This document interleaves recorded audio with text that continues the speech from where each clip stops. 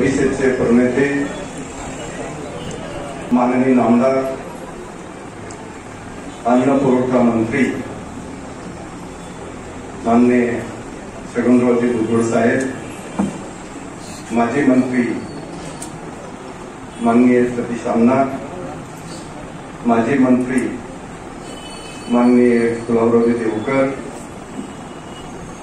माननीय अंमनेर तालुक्याचे आमदार माननीय अनिल दादा, माझ्या सोबत येणाऱ्या बँकेच्या चेअरमन सौ रोहिणीताई, मला आईसाहेबांची सूचना आली की सन्माननीय व्यासपीठ म्हणा, सगळ्यांचं नाव घेण्याची माझी इच्छा होती, तरी असो सन्माननीय व्यासपीठ आणि माझ्यासोबत आलेला तालुक्यातून कार्यकर्ता, तर आज पैसे मला मनस्वी आनंद या ठिकाणी होतोय की शिवसेनेतून काँग्रेसमध्ये, राष्ट्रवादी काँग्रेसमध्ये कसा आलो याच्यावर वेळ न घेता कार्यकर्ते मला भेटायला यायला लागले. बापू, तुम्ही 5 वर्ष स्थिर बसलात, पण उद्याचं आमचं भविष्य काय? तर अशा पद्धतीने कार्यकर्त्यांचे मी त्या ठिकाणी मन जाणून घेतले. तालुक्यातले ज्येष्ठ नागरिक असतील त्यांचे सुद्धा मन जाणून घेतले की मी कोणत्या पक्षात जावं. अशा पद्धतीने तालुक्यातून, जिल्ह्यातून मला साऱ्यांच्या सूचना आल्या की बापूसाहेब तुम्ही जावं, तर ते फक्त आणि फक्त राष्ट्रवादी पक्षातच जावं. अशा परिस्थिती खरोखर तेव्हापासून ताईसाहेब आम्ही सुरुवात केली. माननीय आजच्या सभेचे अध्यक्ष माननीय भाईसाहेब यांच्यापासून प्रथम भेट आम्ही भाईसाहेबांची भेट घेतली. मान्य भाईसाहेबांना मी भेटायला गेलो. भाईसाहेब असा आमचा विचार या ठिकाणी आहे. भाईसाहेबांनी सुद्धा त्या ठिकाणी स्वागत केलं. मीडियाची मंडळी करत असतात, त्याच्यामुळे थोडीशी अडचण झाली तर आपण ती सहन केली पाहिजे. तर मी तुम्हाला ऐकणार आहात, पण यांच्याद्वारे हे घेत नाही अशा सर्व लोकांकडे ते आपली मध्ये घेऊन जाणार आहे. त्याच्यामुळे आपण थोडंसं जरा शांत करतो. एक आमचे राष्ट्रवादीचे श्रेष्ठ नेते अरुणभाई गुजराती,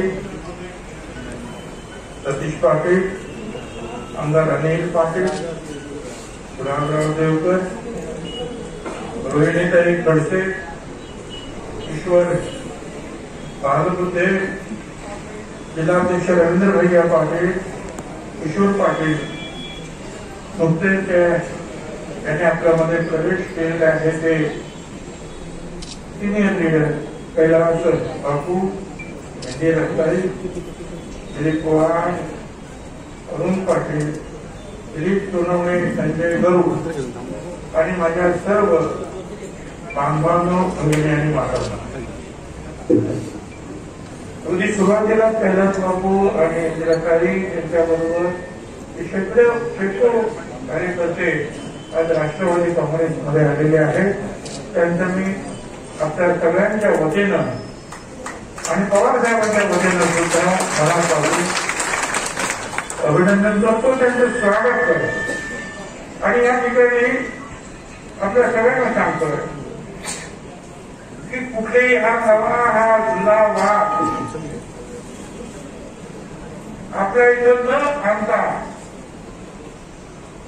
आपल्या बरोबरीने जे आहे, आपले एक नेते म्हणून या मंडळीचं आपण स्वागत करून त्याप्रमाणे त्यांना त्यांचा कुठेही त्यांना असं वाटणार नाही मी उभीच आलो असं त्यांना वाटता कामा नये. त्यांना वाटलं पाहिजे की आनंद आहे, इथं आल्यामुळे मला बोलता येतं, इथं आल्यामुळे मला काम करता येतं, इथं आल्यामुळे शरद पवार साहेबांसारखा अतिशय अत्युच्च नेता या देशाचा कदाचित ते सर्वोच्च नेते असं माझं मत आहे. कारण त्यांच्या एवढ्या शेतकऱ्याच्या बाबतीत, कष्टकऱ्याच्या बाबतीत, सामाजिक समस्यांच्या बाबतीमध्ये, उद्योगाच्या बाबतीमध्ये मला वाटत नाही या शारीरिक अडचणींवर थोडा ताबा ठेवून सामना करून लोकांपर्यंत जाणारा माणूस अशा परिस्थितीचा जगातलं एकमेव उदाहरण आहे. म्हणजे आमच्यासारखा माणूस जेव्हा आजारी पडतो, थकतो, दमतो, तेव्हा आम्ही त्यांच्याकडे बघतो, अरे ते तर करू शकतो, तर मी काय नाही करू शकत. ते या वयामध्ये एवढा त्रास भोगून एवढा प्रवास करतात, एवढ्या लोकांशी बोलतात, मिटिंग घेतात, प्रश्न सोडवतात. मग मला काय नाही, एक ती ऊर्जा जी आहे त्यांच्याकडे बोलणार सगळा अनुभव त्यांचा आज हिंदुस्थानाच्या बाहेर हे सुद्धा अनेक नेते त्यांचा सर्वांना उल्लेख करतात आणि त्यांच्याशी चर्चा करतात. आपले प्रधानमंत्री तर म्हणाले की त्यांचं गोष्ट धरूनच करायचं करतात. पवार साहेबांना मान्य आहे का मान्य मला माहित नाही, परंतु पवार साहेबांनी जे आहे नेहमी महात्मा फुले, शाहू महाराज, डॉक्टर बाबासाहेब आंबेडकर, फुले शाहू आंबेडकरांच्या मार्गाने जाण्याचा प्रयत्न केला. सगळ्यांना बरोबर घेण्याचा प्रयत्न केलेला आहे.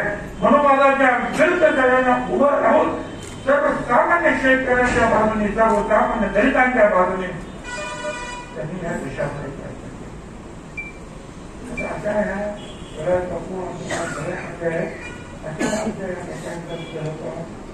तुम्हाला लावणार आहे, मार्गदर्शन लावणार आहे.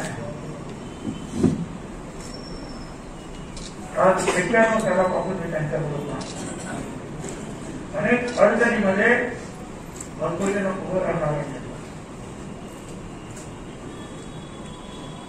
ओबीसीला आरक्षण मिळालं पाहिजे,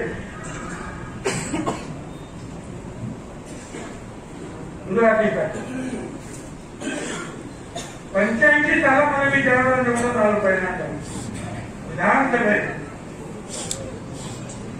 त्यावेळेला शिवसेनेचे 2-3 दुसरे नेते विधानसभेत आणि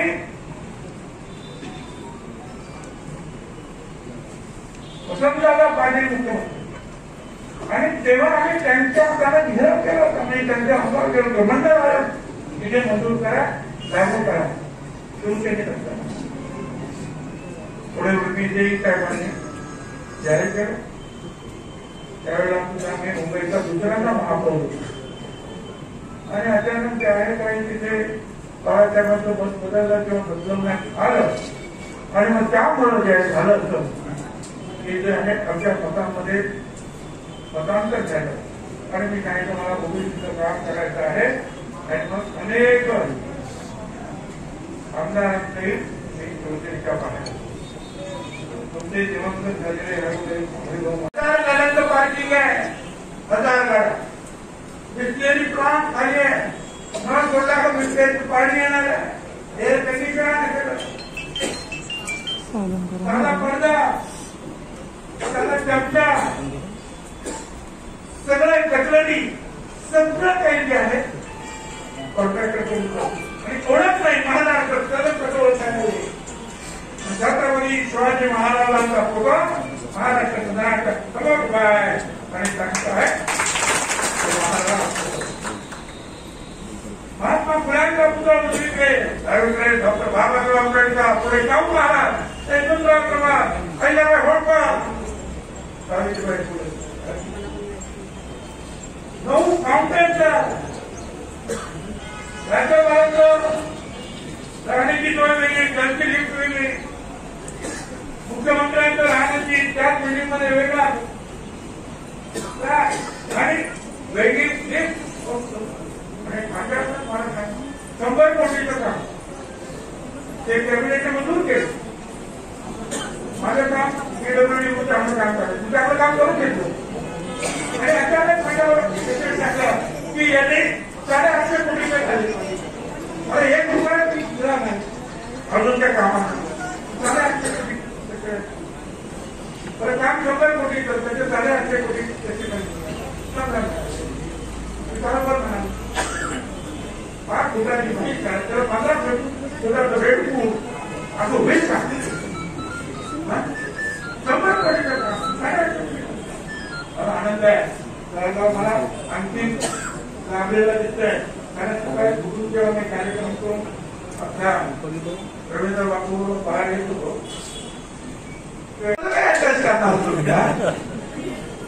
हे जे ट्रेन लोक देत आहे